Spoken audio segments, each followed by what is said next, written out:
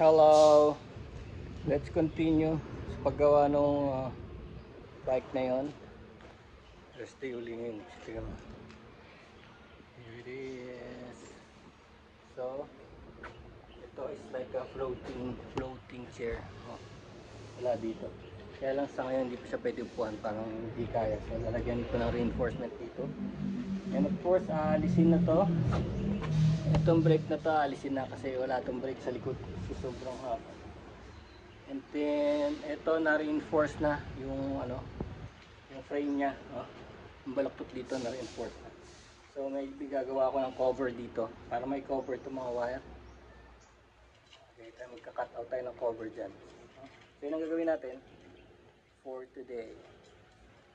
Reinforcement, tapos cover para maupuan na. And then you will see, wala namang problema ang makina nito, it will run talaga. So yun ang gagawin natin. Maybe kakalasin ko yung tangke doon ko na sa bahay, lalagyan ng artwork yun dito, FUCKIT, dito yung clown sa taas. So yun ang gagawin natin.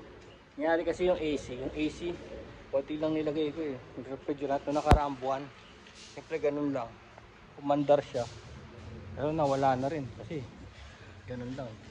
Bukas na naman, so bumili tayo ng bagong lata na 280 grams H134A refrigerant.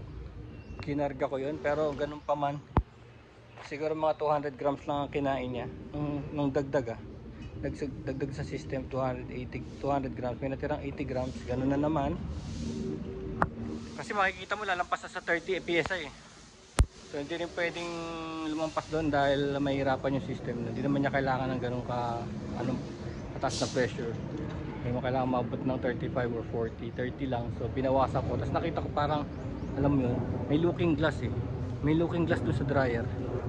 May bubbles. Dapat sana wala Yung mga nakapasok na hangin, hindi natin masyadong na-bleed ng gusto. Mga nakapasok na hangin yung galing sa hose. So tinanggal ko yung bubbles na yun. Matatanggal mo yung bubbles na yun. Sobrahan mo yung refrigerant ng mga around 35 to 38 PSI. Tapos release mo para bumalik sa 30 PSI. Yun, mauuna yung mauuna yung hangin. Mauuna yung hangin sa labas kasi mas magaan yun kaysa sa refrigerant. Kaya yun. So yung gagawin natin Let's continue that to be like that. Nga pala, hirap din kasi pag walang AC pag umuulan kasi nagmo-moist yung loob ng sasakyan. Nagmo-moist. Kung makita kasi syempre yung pawis yung init ng body heat lalabas, tapos maiipit dun sa loob ng sasakyan, so magmo-moist. Kaya kailangan panda rin din talaga. Tapos of course may tayo mga paint. Ito sa kaibigan ko. Let's try this color, orange. Dalawang flat black and the silver. Okay, let's do it.